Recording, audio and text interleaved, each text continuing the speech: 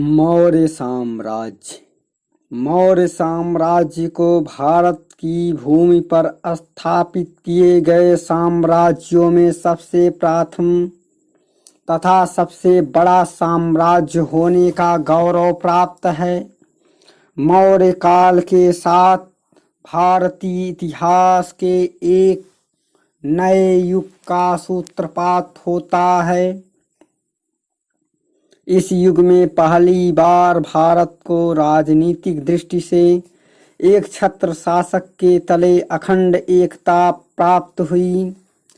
प्राचीन भारत के इतिहास में मौर्य काल एक ऐसा युग को प्रदर्शित करता है जिसमें न केवल राज्य की परिधि का विस्तार हुआ बल्कि विदेशी राज्यों से मित्रवत संबंध इसकी विशिष्टता को स्थापित करता है। मौर्य राजवंश की स्थापना चंद्रगुप्त मौर्य ने की थी। इसी के समय में मौर्य साम्राज्य का विस्तार सर्वाधिक हुआ। आगे बिंदुसार के बाद अशोक ने अपनी धम्म नीति के माध्यम से इस बृहद साम्राज्य को राजनीतिक एकता के सूत्र में बांधने का प्रयास किया। मौर्य शासक चंद्रगुप्त मौर्य 323 से 295 ईसा पूर्व। चंद्रगुप्त मौर्य ने अपने गुरु चाणक्य, कौटिल्य या विष्णुगुप्त की सहायता से मगध के शासक धनानंद का वंश यानी वध करके मगध पर अधिकार कर लिया था। चंद्रगुप्त मौर्य या चंद्रगुप्त कौन था एवं किस वंश का था, इस विषय में विद्वानों के पर्याप्त मतभेद हैं। ब्राह्मण ग्रंथ के उसे शूद्र बताते हैं। मुद्राक्षक में उसके लिए वृषल तथा कुलहीन शब्द आए हैं। Doctor R.K. मुखर्जी के अनुसार वह क्षत्रिय कुल का था। इस विचार की पुष्टि के लिए R.K. मुखर्जी ने जस्टिन के शब्दों का उल्लेख किया है कि that he was born in होमले life. अतः कुलहीन से तात्पर्य असंपन्न है, शूद्र से नहीं। अर्थशास्त्र में चंद्रगुप्त मौर्य के क्षत्रिय होने के संकेत मिलते हैं। विदेशी सूत्रों के आधार पर भी चंद्रगुप्त को शूद्र नहीं कहा जा सकता। बौद्ध साहित्य, महावंश, दिव्यवादान आदि में स्पष्ट रूप में उसे क्षत्रिय वंश का स्वीकार किया गया है। जैनाचार्य हेमचंद्र के ग्रंथ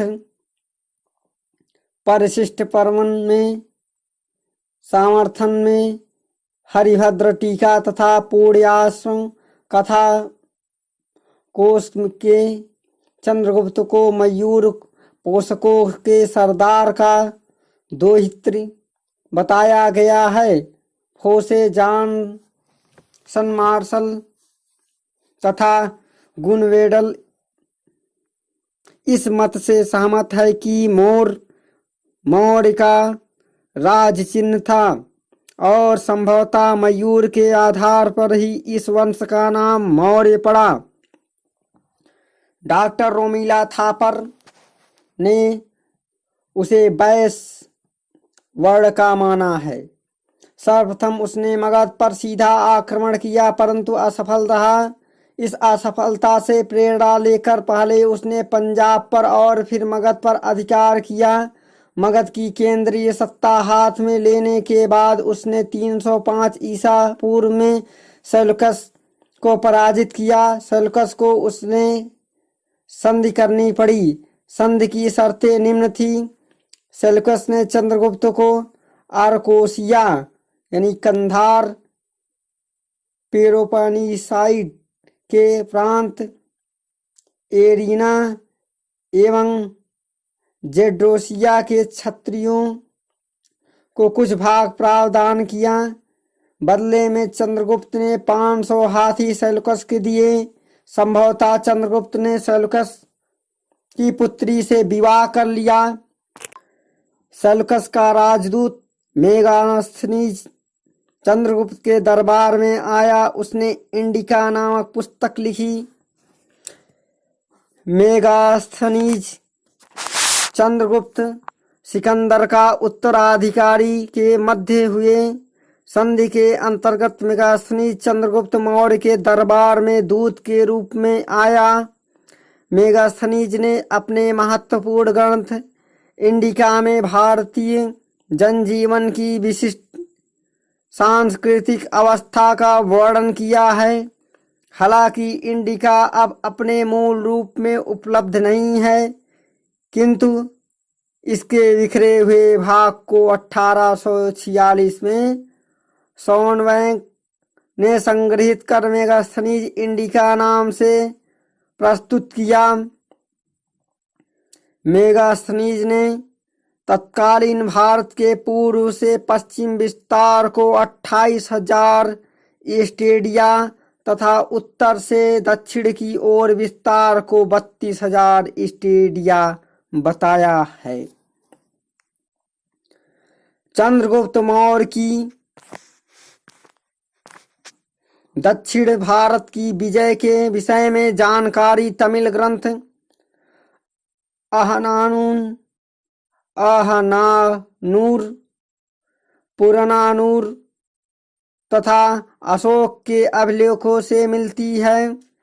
तिब्बती इतिहासकार तारानाथ तथा डॉक्टर V.A. स्मिथ बताते हैं कि यह मानते हैं कि दक्षिण भारत पर बिंदुसार ने विजय पाई थी, मगर यूनानी इतिहासकार चंद्रगुप्त को इस विजय पर श्रेय देते हैं। चंद्रगुप्त मौर्य ने पश्चिमी भारत में सौराष्ट्र तक का प्रांत जीत लिया था। चंद्रगुप्त ने अफगानिस्तान के अंतर्गत कांधार प्रदेश पर भी विजय पाई थी, क्योंकि अशोक या बिंदुसार ने इस प्रदेश की विजय नहीं की थी, जबकि अशोक के अभिलेख वहां पाए गए हैं। चंद्रगुप्त का साम्राज्य उत्तर में हिमालय तथा पश्चिम में हिंदकुश तक फैला था। इसका राजधानी पाटलिपुत्र थी। जैन परंपरा के अनुसार 24 वर्ष तक शासन करने के पश्चात उसने संन्यास धारण कर लिया तथा अपने पुत्र बिंदुसार को राज्य सौंप दिया। भद्रबाहु के साथ मैसूर चला गया। वहां लगभग 298 ईसा पूर्व उपवास से उसने अपने प्राण त्याग दिए। इसे जैन धर्म में सल्लेखन कहा गया है। जैन परंपरा के अनुसार चंद्रगुप्त मौर्य ने अपने शासक जैन धर्म को स्वीकार किया था। बिंदुसार 298 ईसा पूर्व से 273 ईसा पूर्व। चंद्रगुप्त मौर्य के पश्चात उसका पुत्र बिंदुसार गद्दी पर बैठा। एक जैन गाथा के अनुसार बिंदुसार की मां दुर्धरा थी। विभिन्न सूत्रों में बिंदुसार को विभिन्न उपाधियां दी गई है।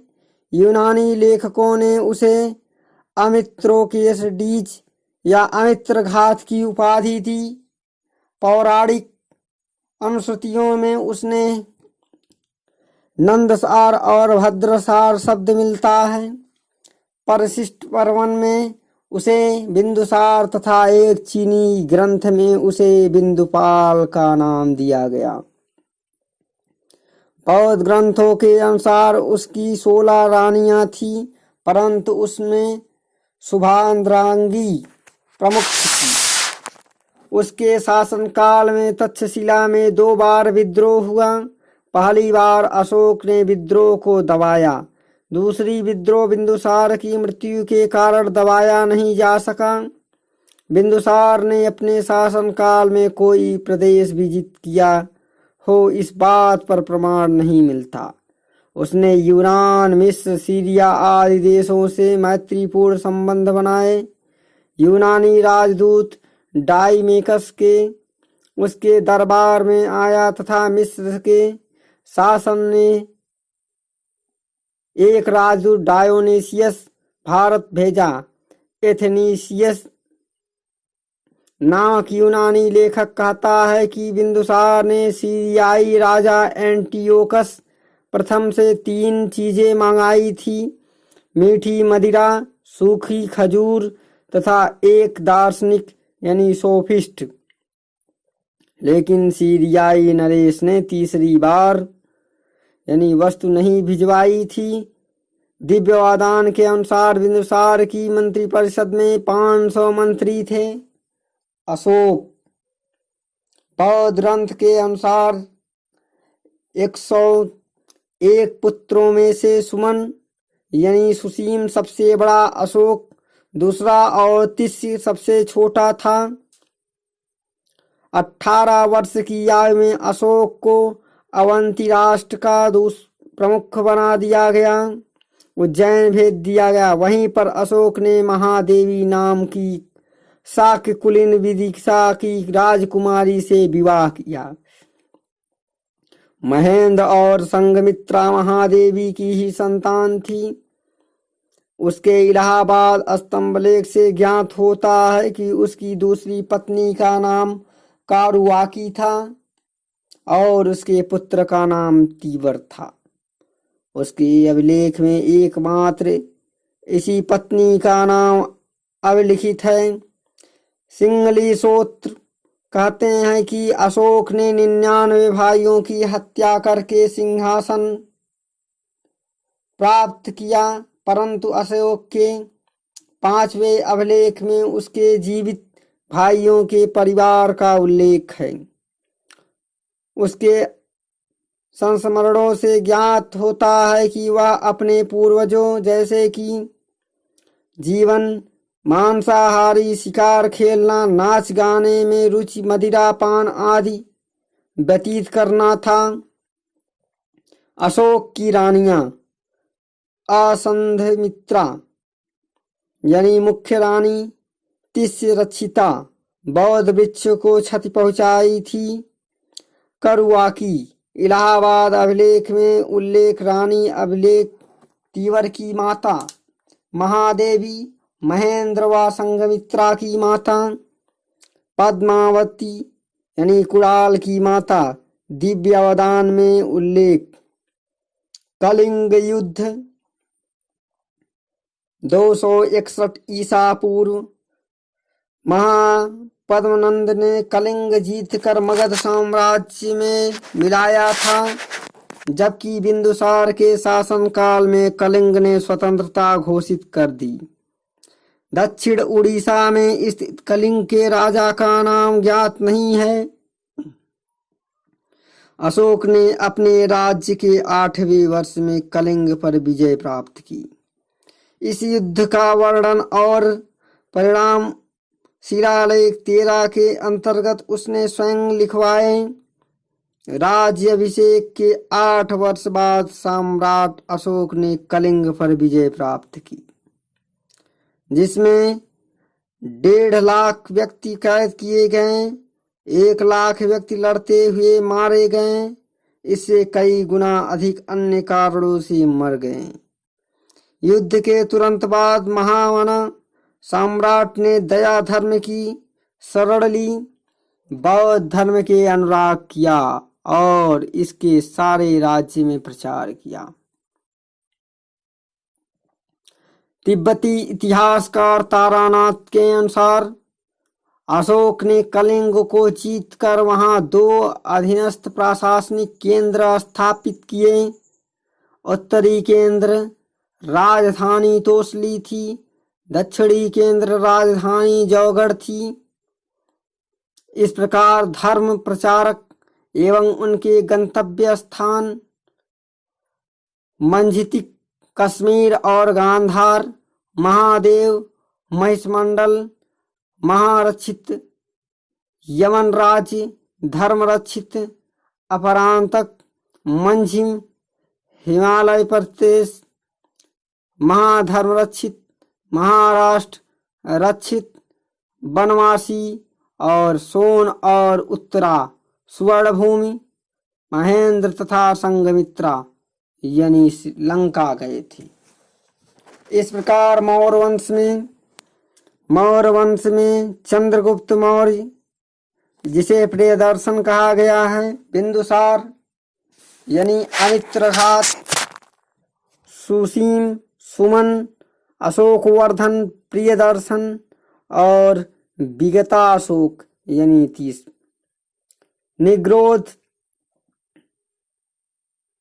सुमन से, अशोकवर्धन के बाद अशोकवर्धन के पुत्र में महेंद्र, संघमित्रा, चारुमती, कुणाल, जलौक, तीवर और कुणाल से बंधुपलित, संप्राप्ति से शालिशुक, देवधर्म वर्मन और संत धनुष, बृहद्रथ